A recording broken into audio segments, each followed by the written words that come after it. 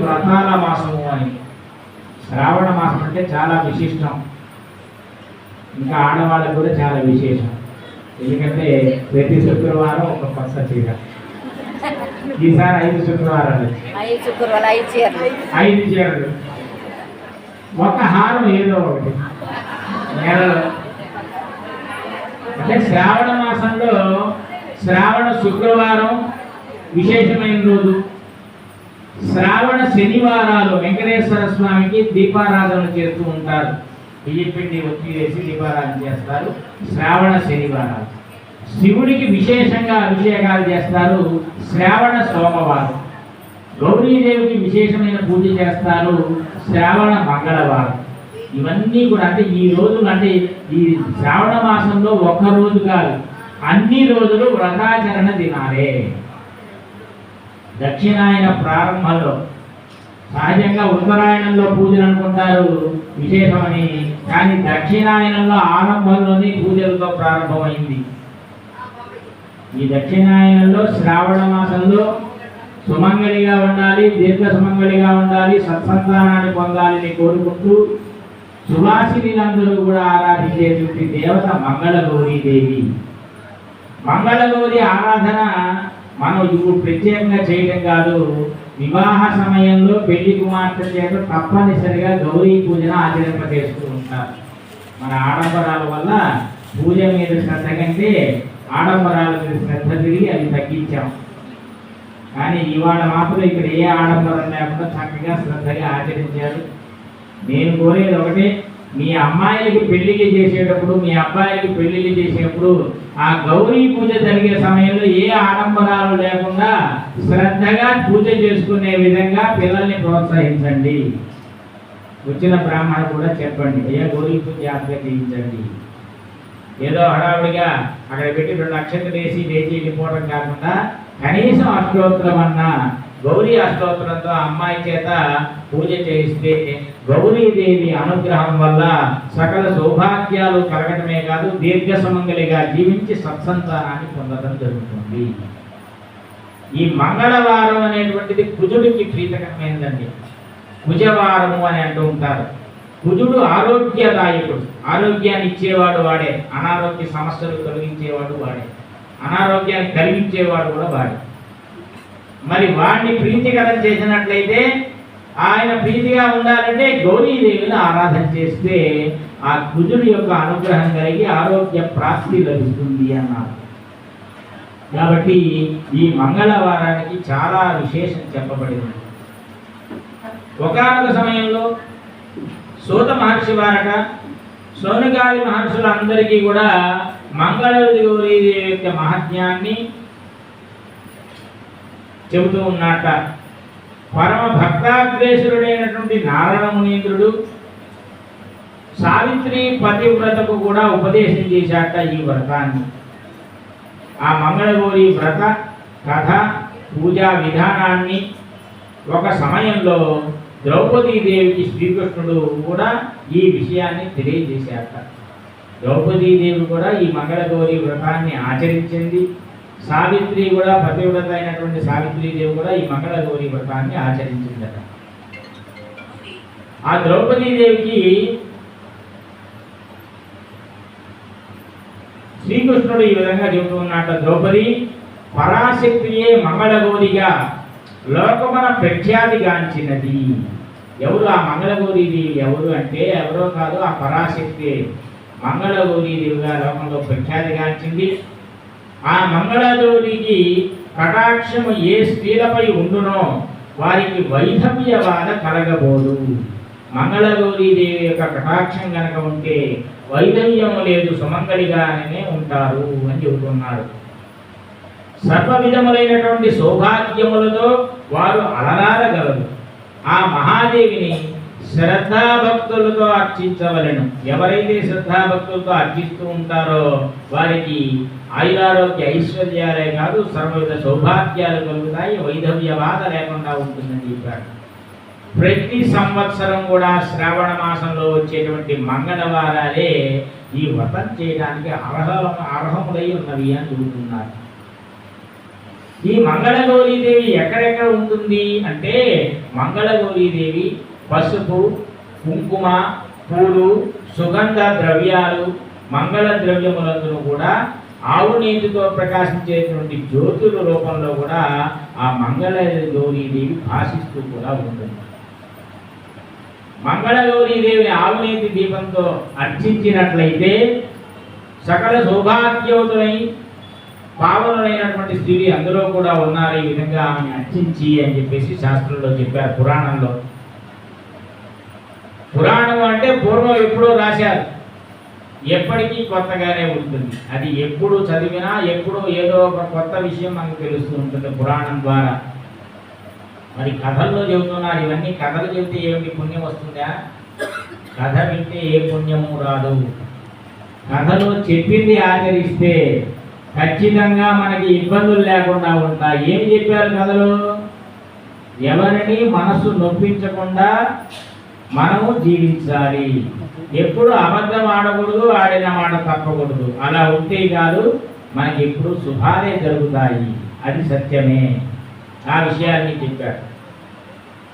పూర్వకాలం నాటి మాట ఏమిటయ్యా అంటే, త్రిపురాసురుల సంహరించడానికి వెళ్ళినటువంటి ఆ ఈశ్వరుడు ఈ గౌరీదేవిని పూజించే త్రిపురాసుర సంహారం చేసి విజయాన్ని పొందాట. విజయ పథకాన్ని ఎగురవేశాట. ఆమెను పూజించడం వల్లే ఈ మంగళవారానికి కుజుడు అధిపతి అయినాడని శాస్త్రంలో పురాణాల్లో చెబుతున్నారు. మంగళవారానికి అధిపతి అవ్వడం కోసం కుజుడు మంగళగౌరీదేవిని పూజించి మంగళవారానికి అధిపతి అయ్యాట. మనువంశజుడు అయినటువంటి మండుడు అనేటువంటి రాజు గౌరీదేవి యొక్క తపస్సు చేసి దాని ప్రభావం వల్ల భూలోకంలో సర్వ సంపదలతో కూడా రాజ్యం ఏలగలిగాడు అనేది కూడా మనకి చరిత్రలో తెలుస్తూ ఉంది. గౌరీదేవిని పూజించి వైదవ్యమును తప్పించుకున్నటువంటి అదృష్టవంతురాలైనటువంటి ఒక నారీమణి యొక్క కథను చెబుతున్నాను, శ్రద్ధగా వినండి అని చెప్పేసి ఆ సూత మహర్షి వారు సౌనకాది మహర్షులకు చెప్పాట. ఇవన్నీ ఎందుకు చెబుతున్నారు? మానవులైనటువంటి మనకి తెలియజేయడం కోసం. ఏమిటి ప్రయోజనం అంటే, మానవులు ఏదైనా సరే చెప్పగానే ఎందుకు చేయాలి, ఎలా చేయాలి, చేస్తే ఫలితం ఏంటి, ఇంతకు చేసిన వారికి ఏమైనా లాభం కలిగిందా అని అడుగుతారు. కాబట్టి మనం అడక్క ముందే ఆ సూత మహర్షి వారు వారి శిష్యులకి ఈ విషయాన్ని అంతా కూడా చెప్పాట. చాలా కాలం క్రిందట జయపాలుడు అనేటువంటి రాజు మాహిష్మతి నగరాన్ని పాలిస్తూ ఉండేవాట. అతనికి సంపదలు అన్నీ ఉన్నాయి కానీ సంతానం లేదు. మరి బాధపడుతూ ఉన్నాడు, ఇదే నాకు సంతానం లేదే, సంపదలు ఉన్నాయి, రాజ్యం ఉంది, అన్నీ ఉన్నాయని. అవన్నీ ఉన్నప్పటికీ కూడా సంతానం లేకపోవడం వల్ల ఏమీ లేనట్లే భావించుకుంటూ బాధపడుతూ ఉండేవాట. ఎవరికైనా మరి అంతే. మరి ఎన్ని సంపదలు ఉంటే ఏం ప్రయోజనం? సంపద ఉన్నా సంతానం లేకపోతే సంపద లేనట్లే లెక్క. సంతానమే ప్రధానమైనటువంటి సంపద అని చెబుతూ ఉంటారు. ఆయన చేసినటువంటి సంతానం కోసం చేసిన దానాలకు కానీ, నోచిన నోగులకు కానీ, మొక్కిన దైవాలకు కానీ లెక్కే లేదుగా. అనేక పుణ్యకార్యాలు వచ్చాక కానీ అతని కోరిక ఎప్పటికీ కూడా తీరకుండానే ఉండదు.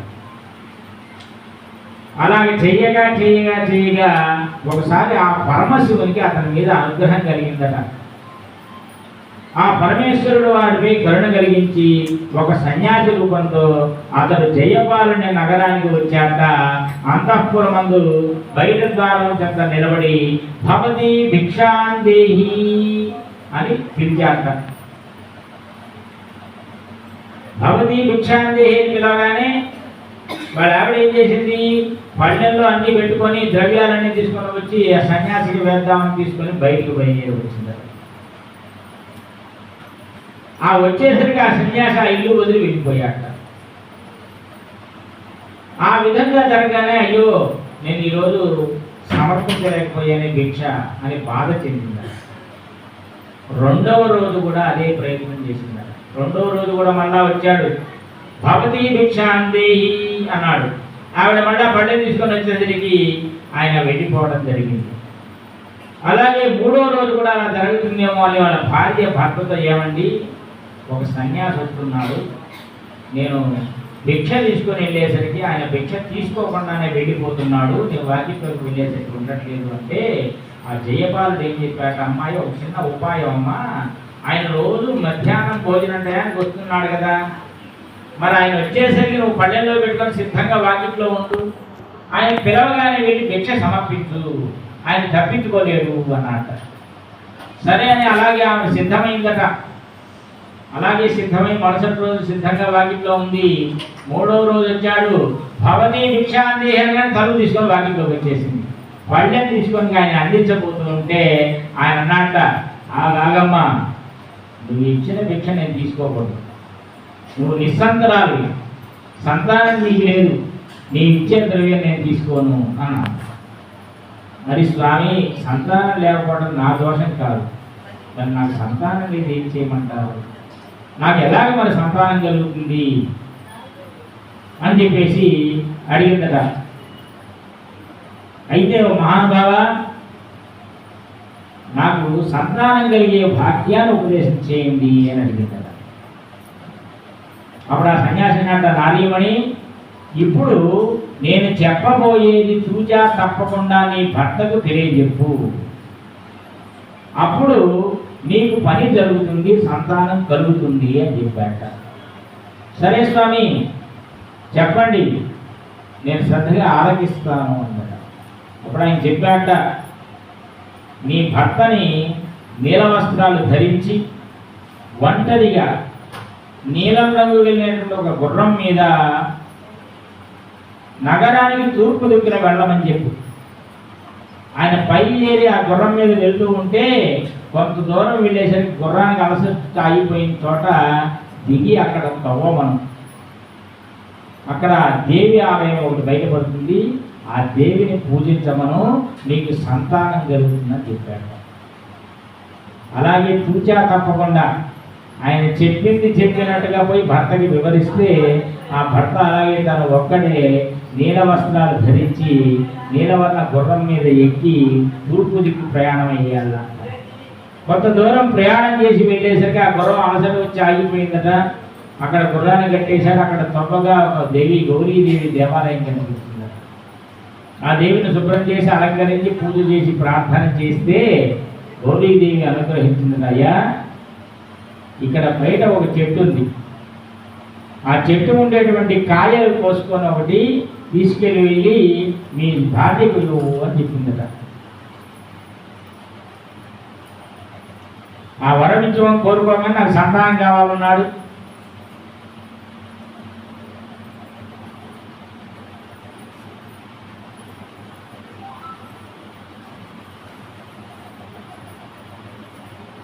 అప్పుడు వైధవ్యము గల కన్య కావాలనా, అల్పాయుష్మంతుడు సజ్జనుడు అయినటువంటి కుమారుడు కావాలా అని అడిగిందట ఆ గౌరీదేవి. ఆవిడ అడగగానే నాకు పుత్రుడు కావాలని అన్నట, సజ్జనుడైనటువంటి కుమారుడు కావాలి అన్నట. అంతటా దేవి చెప్పిందట, అయ్యా నాయన బయటికి వెళ్ళు, అక్కడ వినాయకుడు బొమ్మ ఒకటి ఉంది, ఆ బొమ్మ పక్కన ఒక చెట్టు ఉంది, ఆ చెట్టు మీద ఒక కాయ తీసుకొని వెళ్ళి నీ భార్యకి ఇవ్వు అన్నాడు. ఆమె రమ్మగారు చెప్పగానే ఆయన వెళ్ళాడు. అక్కడ వెళ్ళి అత్యాశ చేత ఒక్క కాయ కాదు కాయలన్నీ కోసాడు. అదే సంతానం కలుగుతుందన్నారు కదా, కాయలన్నీ కోస్తే చాలామంది పిల్లలు పుడతారు. ఆశ కలిగింది, ఆశ ఉండొచ్చు కానీ అత్యాశ ఉండదు. అత్యాశ కలిగింది, కాయలన్నీ కోసేసరికి ఒక్క కాయ ఉండి మిగతా కాయలన్నీ మాయమైపోయినాయి. అప్పుడు ఆ వినాయకుడు శపిస్తాడు, నువ్వు అత్యాశకు చెంది అన్ని కాయలు కోసే వాటికి అల్పాయుష్మంతుడైనటువంటి కుమారుడు నీకు జన్మిస్తాడని చెప్పేసి అదృశ్యమైపోయాడు. ఏం చేసేది ఏం చేయలేక ఆ పండు తీసుకున్నాడు, ఇంటికి వెళ్ళాడు, తన భార్యకి ఇచ్చాడు. ఆ ఫలితంగా జయపాలిన భార్యకు కుమారుడు కలిగాడు.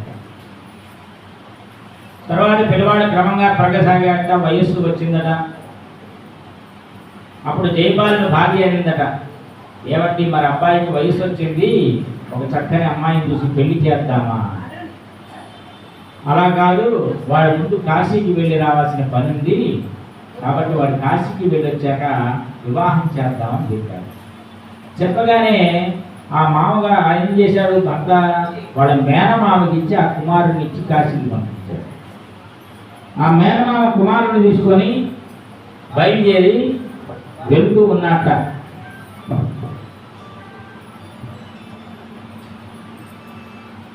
ఆ కాశీకి వెళ్ళేటువంటి త్రోవలో ప్రతిష్టానపురము అనేటువంటి ఒక గ్రామంలో ఒక దేవాలయ ప్రాంగణంలో నిలబడ్డారట.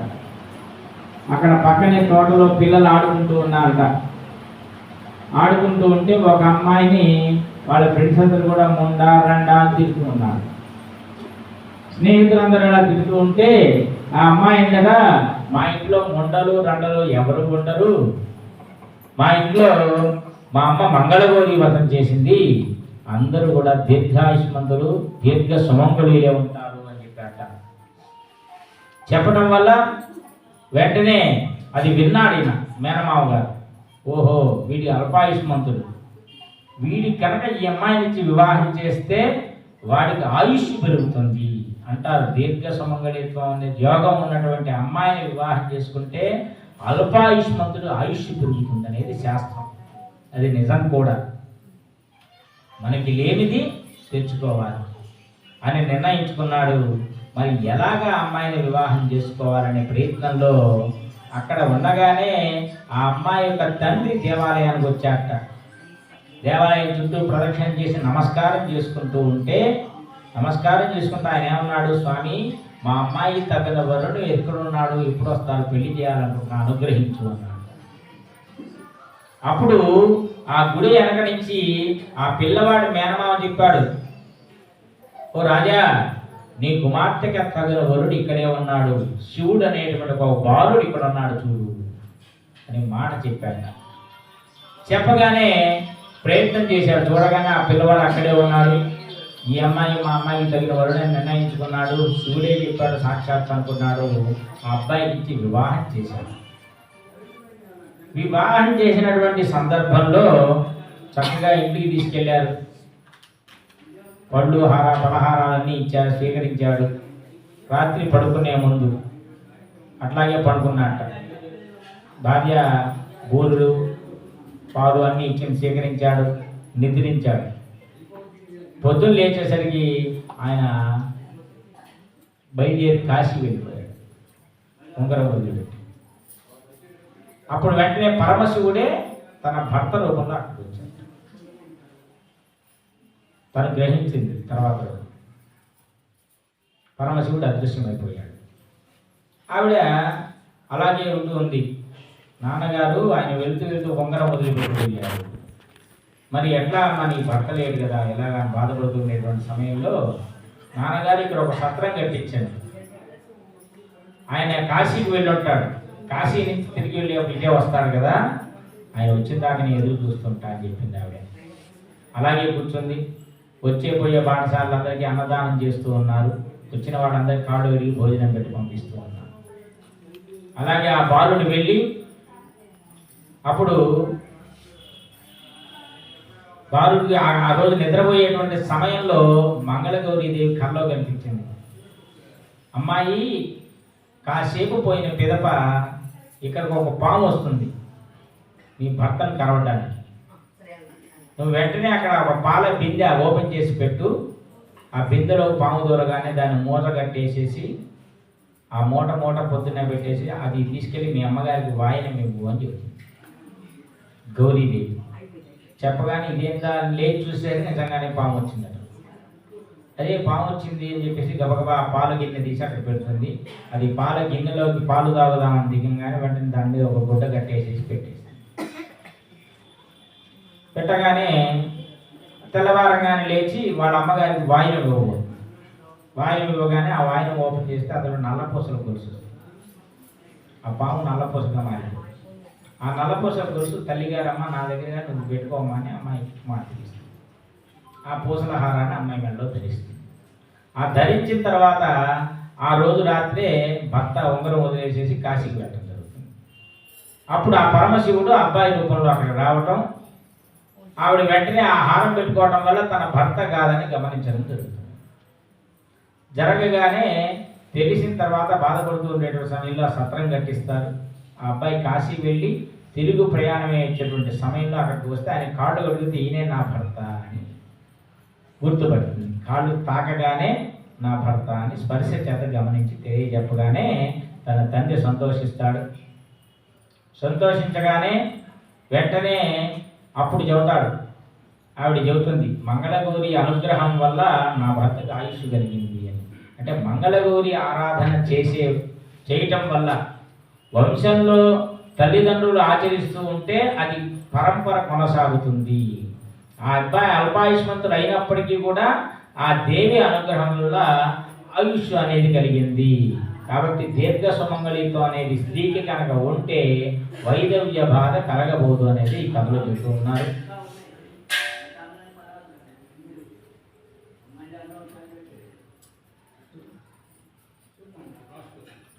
ఆ తర్వాత ఆ భర్తను తీసుకొని ఆమె తిరిగి బయలుదేరి తన యొక్క నగరానికి చేరుతుంది.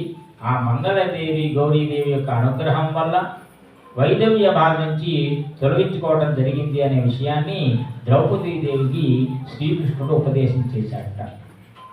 ఇదే విషయాన్ని సూత మహర్షి వారు సౌనకాది మహర్షులకు తెలియజేశారు.